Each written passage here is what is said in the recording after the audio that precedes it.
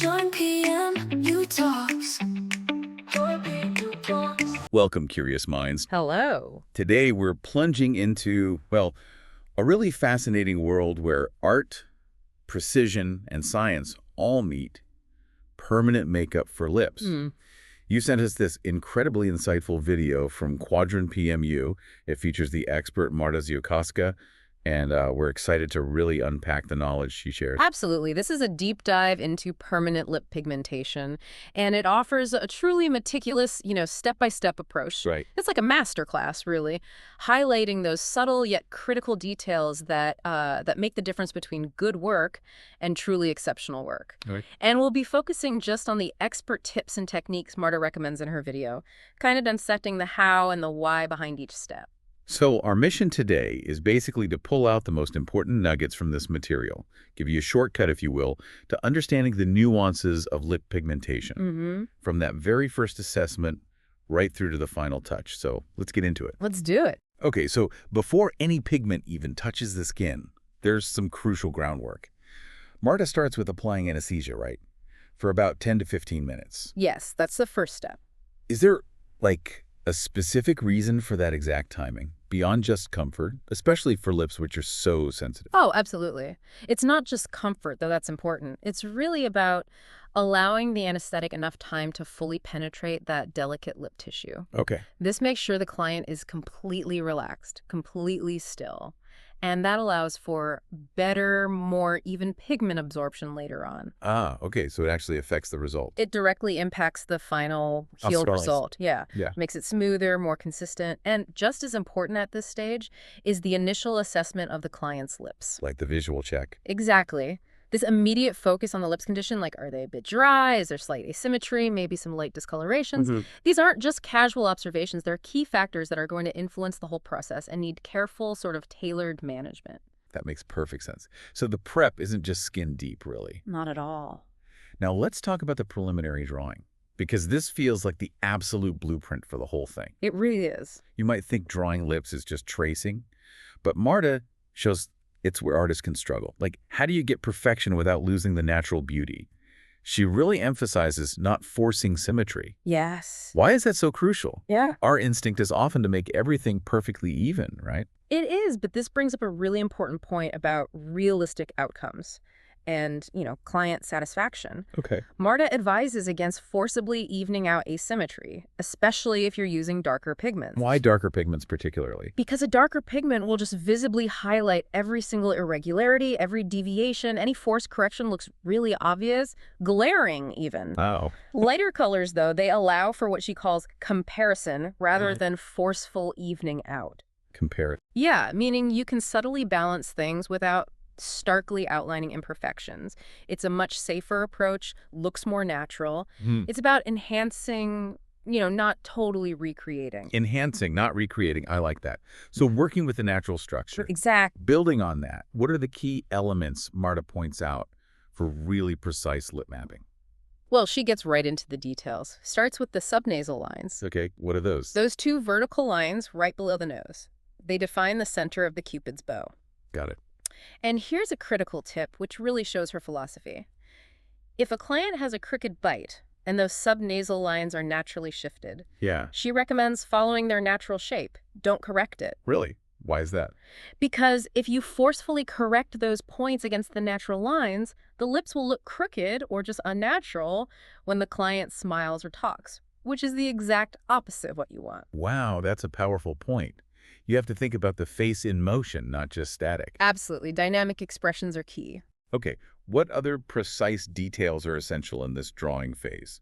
She highlights observing the highest peaks of the lips. Those are boundaries you shouldn't cross. Right. And all the transverse lines, those little natural lines running across the lip surface, they tell you to stay within the lip's natural borders, helps the pigment blend seamlessly. For the lower lip, the middle part should ideally be a straight line. That gives you a stable base to build symmetry from. And what about the corners? They always seem tricky. Yeah, asymmetry in the corners is super common. One side might look deeper or lower, makes one side of the mouth seem longer. Okay. And again, the advice is use lighter pigments in those cases. Avoid emphasizing those natural differences. Aim for a softer, more harmonious look instead of drawing attention to the asymmetry. It's all about managing expectations and working with what's there. I noticed she uses specific tools for this drawing, too. What are her go-tos? Right, so the process starts simple with a red pencil for the initial outline, just a basic guide. But then, crucially, the drawing is fixed using a quadrant two-sided marker pen. Ah, quadrant again. Why that specific marker? She highlights it because it has this unique quality. It doesn't smudge or wash off during the procedure, even with skin stretching. No kidding. Yeah, so you don't need powder to set it. It really simplifies the whole process and keeps that blueprint intact. That sounds really useful. And she also mentions permablend pigments sometimes come with matching pencils and glosses. Oh, nice. Which are great for helping the client visualize the final effect. Helps everyone feel confident about the color choice. Okay, we've got the blueprint down. Now, the color. This feels like where the artistry really meets the science. What's maybe the biggest misconception people have about choosing permanent lip color? And how does Marta's approach tackle that? I think the biggest misconception is that permanent makeup lets you totally reinvent your lip color, like putting on a bold lipstick that just never fades. Right, like you can go from nude to bright red permanently. Exactly. But Marta really stresses aligning with the client's natural lip color. That's key for a genuinely natural and lasting effect. Why is alignment so important for longevity? Because if the chosen color is too far from the natural lip tone, the pigment just won't last as long. Maybe only about a year. Only a year? Yeah, and the client might come back with what she calls an eaten lipstick defect. Eaten lipstick. What does that look like? It's where the pigment doesn't blend seamlessly with their natural lip redness. It looks unnatural, kind of pashy, like lipstick that's worn off unevenly in the middle. Oh, I can picture that. Not a good look. Not at all. It really drives home that for permanent makeup to last and look natural, it's not about imposing a new look. It's about subtly enhancing what's already there. That eaten lipstick image is really effective. Makes the point clearly. She mentions a specific mix too, perfect pink and Tyros. Yes. What's the thinking behind that particular combination? Well, she explains perfect pink is quite vibrant, a very juicy color on its own. So Tyros is added, usually 50-50, to neutralize it, soften it down. Ah, so it's about balancing the undertones. Exactly. It shows a really nuanced understanding of how pigments behave, how different tones interact to get a balanced, natural-looking shade that will heal nicely, not too stark or too cool. And what about the permablend pigments themselves? What makes them so reliable for this kind of work? You mentioned a medical certificate. Right. Permablend pigments are known for their speed and ease of pigmentation. They offer predictable one-to-one healed results. One-to-one meaning? Meaning the color you see when it's healed is very, very close to the color that was initially applied. That predictability is huge. I bet. Reduces guesswork. Massively. They're also highly saturated, which often means you don't need corrections later. Saves time, saves discomfort for the client. And beyond just performance, Marta emphasizes their ethical and safety standards. They're vegan. And uniquely, PermaBlend has a medical certificate. That sounds significant. What does that mean in practice for the client? It's incredibly rare in the cosmetic tattoo world.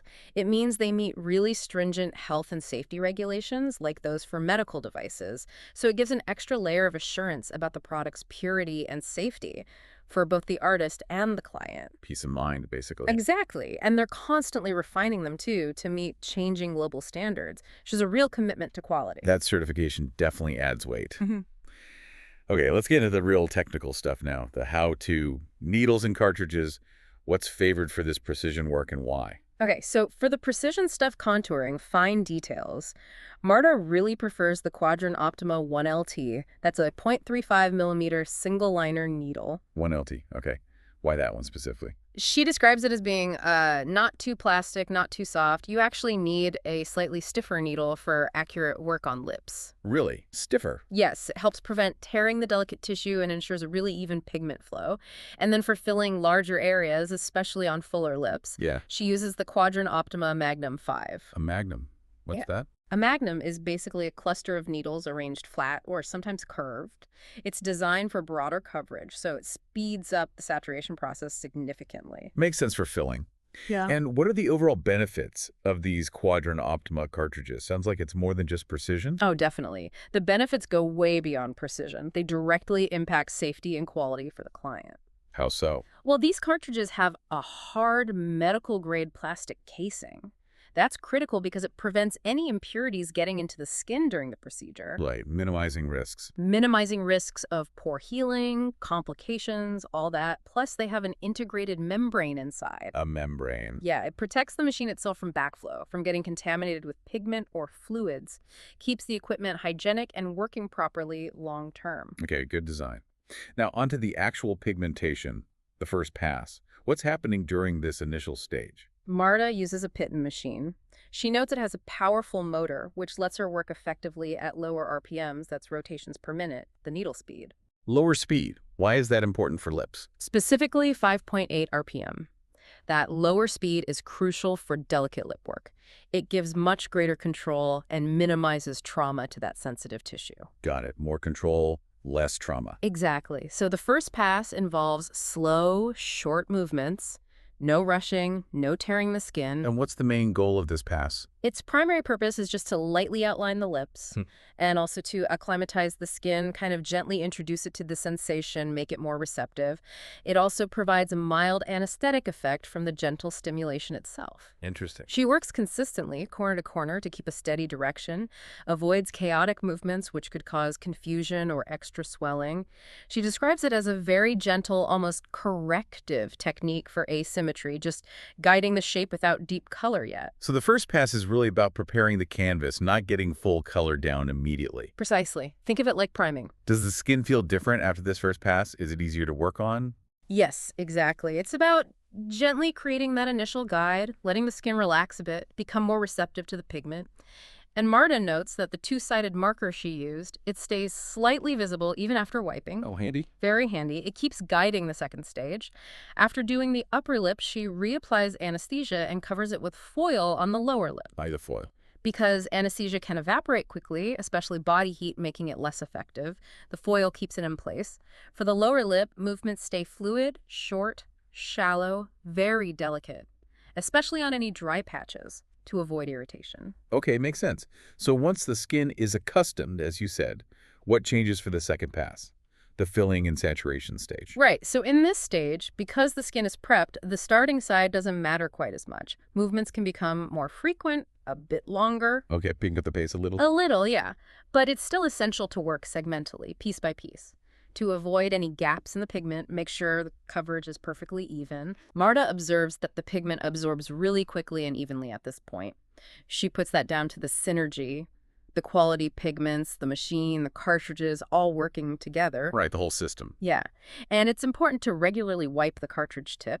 Pigment can dry in there and cause uneven flow, which leads to patchiness. Good tip. She also highlights that the lips generally don't swell much or react negatively during the stage. Again, she attributes that smooth process to the quality of the whole setup.